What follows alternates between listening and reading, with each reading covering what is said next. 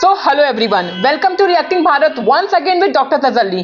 दोस्तों, जो लोग ये क्वेश्चन कर रहे थे चीख चीख के, आखिर ऑपरेशन सिंदूर से भारत को मिला क्या? पीओके तो हमें मिला नहीं, ठीक है, और हमें बल्कि अपने डेलीगेट्स को भेजना पड़ा सफाइयां देने के लिए। बहुत लोग ऐसे हैं जो ये क्वेश्चन कर रहे थे। बीइंग एन इंडियन हमें ये क्वेश्चन करना पड़ता था।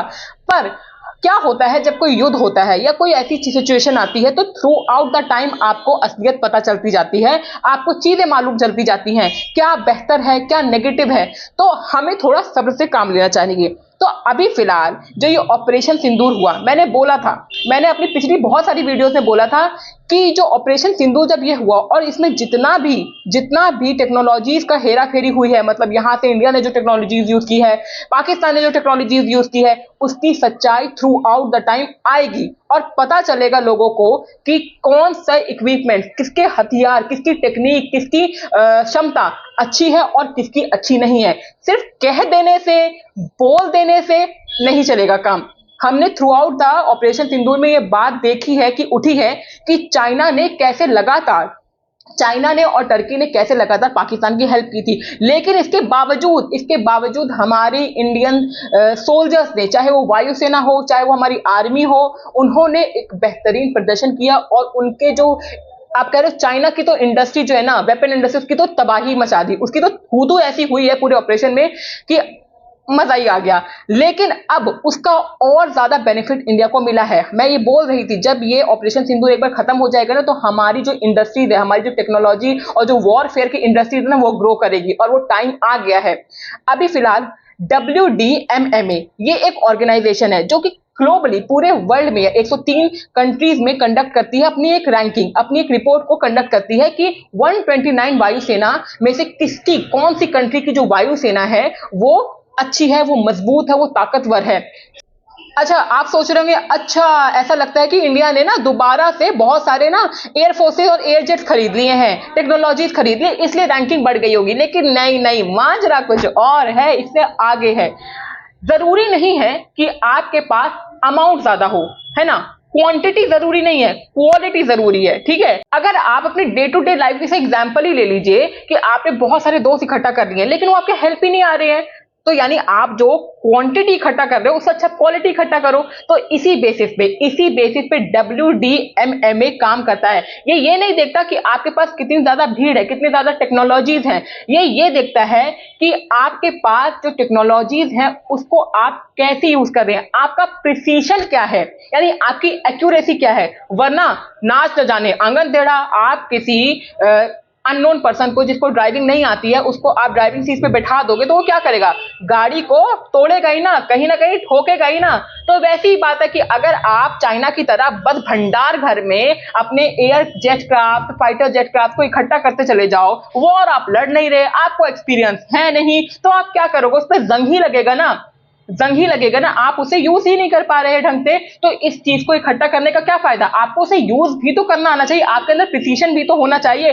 तो इसी बेसिस पे WDMMA काम करता है कि जो सेना है, वो जो वायुसेना है, वो कितना प्रिसाइज है, यानी कितनी उसके अंदर एक्यूरेसी। अगर एक जगह टारगेट को हिट कर दिए तो एक जगह वो टारगेट हिट हो रहा है। ये नहीं कि 10 मिसाइलें, 10 वायुसेना, 10 एयरक्राफ्ट को वो भेजती जा रही है और काम एक भी नहीं करके आ रहे हैं, ठीक है। दूसरा कि आपस में जितनी जो आर्मीज है, वायुसेना है, जल सेना है और जो थल सेना है, ये इनका आपस में कोऑर्डिनेशन कैसा है, ठीक है। क्या ये आपस में कोऑर्डिनेट करके एक स्ट्रैटेजिक पॉइंट, एक लॉजिस्टिक पॉइंट से काम कर रहे हैं कि नहीं कर रहे हैं। WDMMA सिर्फ हथियार नंबर्स में नहीं काउंट करता कि आपके पास नंबर ऑफ हथियार कितने हैं, बल्कि ये काम करता है कि आपका हमला कितना सटीक है, आपकी जो ट्रेनिंग मिली है वायुसेना को वो कितनी सटीक है, लॉजिस्टिक आपके कितने सटीक है, और जो आप स्ट्रैटेजी बना रहे हो कितनी आपकी कामयाब हो रही है। और भारत ने ये चीज ऑपरेशन सिंदूर में प्रूव करके दिखा दिया। तो चलिए दोस्तों, अब वक्त आ गया है गुड न्यूज सुनाने का कि भारत को मिली है 3rd रैंकिंग। जी हाँ, 3rd रैंकिंग। अब भारत सिर्फ अमेरिका और रशिया से पीछे है। और अगर हम रैंकिंग की बात करें, पॉइंट्स की बात करें, तो पॉइंट्स इस तरीके से दी गए हैं कि अमेरिका के जो रेटिंग पॉइंट है वो है 242.92, रशिया का रेटिंग है 114.23, इंडिया का रैंकिंग है 69.44। चाइना की रैंकिंग है 63.85। देख रहे हैं हम डिफरेंस, ऐसा नहीं कि एक दो पॉइंट से डिफरेंस है, अच्छा खासा मार्जिन है।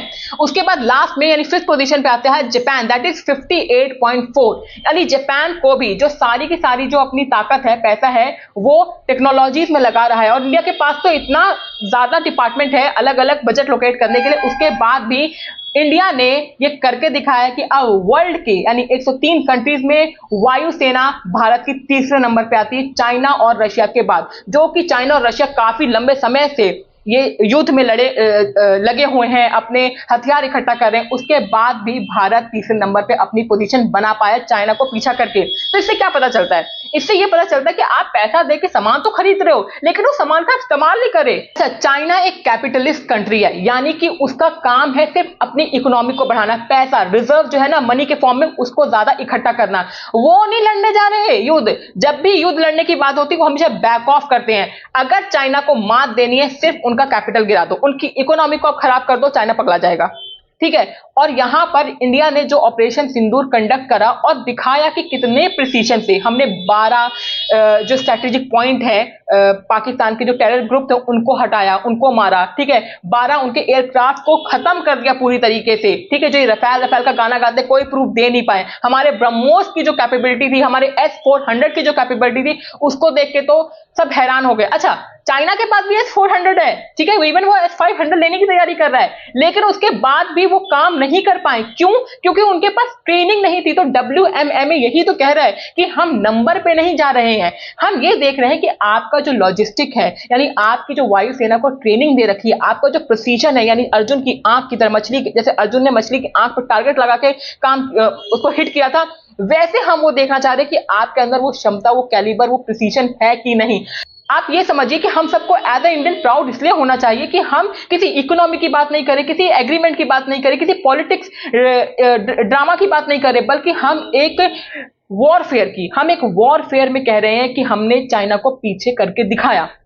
और ये चीज मैं आपको बोल रही थी, शुरू से बोल रही थी, जब से ऑपरेशन सिंदूर कंडक्ट हुआ था, कि इसका फायदा आने वाले टाइम में होगा। अब इससे क्या फायदा होगा? अब इससे फायदा ये होगा जब लोगों को ये पता चलेगा कि हमारी वायुसेना मजबूत है। और मैंने अभी बोला कि वायुसेना जिसकी मजबूत, उसका दबदबा है। तो जिसकी वायुसेना मजबूत होगी तो उसकी टेक्नोलॉजी कौन खरीदेगा? लोग खरीदेंगे, दूसरी कंट्रीज खरीदेगी, इंटरेस्ट दिखाएगी। इवन ब्रह्मोस की तो अभी हमने मार्केटिंग शुरू कर दी, हमने फिलीपींस को बेचा, इंडोनेशिया को बेचा, अभी अफ्रीका में हम बेच रहे हैं। तो जैसे जैसे हम बढ़ते चले जाएंगे, हमारी जो वायुसेना की रैंकिंग को हम अच्छी करते चले जाएंगे, इससे हमारा क्या होगा? बजट बढ़ेगा है, हमारे अंदर क्या आएगा? ट्रेड आएगा तो हमारी इकोनॉमी बूस्ट होगी तो रोजगार आएगा। एक ना एक चेन जो है, सारी कड़ियां जुड़ती चली जाएंगी। पूरे का पूरा हब जो है, सिर्फ ये नहीं आप कह सकते कि अरे हमारी सिर्फ वॉरफेयर अच्छी होगी, टेक्नोलॉजीज अच्छी होंगी, नहीं, इससे हमारा रोजगार भी जुड़ेगा। ठीक है। सेल्फ डिपेंडेंसी भी जुड़ेगी। इंडिजीनियस जो हम आत्मनिर्भर भारत की बात करते हैं, इंडिजीनियस भारत की बात करते हैं, वो भी बढ़ेगा। सिर्फ हम एक चीज से नहीं अगर देखें तो जो लोग ये क्वेश्चन कर रहे थे कि आखिर पीओके तो नहीं ले पाए ना, तो उनका आंसर आज मैं शायद दे चुकी हूं भली भांति, कि सिर्फ आप लैंड को एक्वायर करना ही जीत नहीं होती है, अपनी इकोनॉमी को बूस्ट करना भी एक बहुत बड़ी जीत होती है, और वो भी इस सेक्टर में। That's incredible. तो that's it for the video. Hope you like this video. और as an Indian हमें इन छोटी चीजों को enjoy करना चाहिए, इससे हमें बूस्ट लेना चाहिए। आप कई लोगों को लगता है अरे अभी तो अमेरिका और चाइना है, अभी तो बहुत सेक्टर्स ऐसे बड़े हैं, लेकिन आप एज ए इंडियन ये देखिए कि हम थोड़े बेबी स्टेप्स ले रहे हैं, लेकिन ले रहे हैं। So that's it for the video. So subscribe this channel, support this channel. ऐसी अपडेट मैं लाती रहूंगी। And at the end, love our प्यारा भारत and proud our प्यारा भारत. Thank you.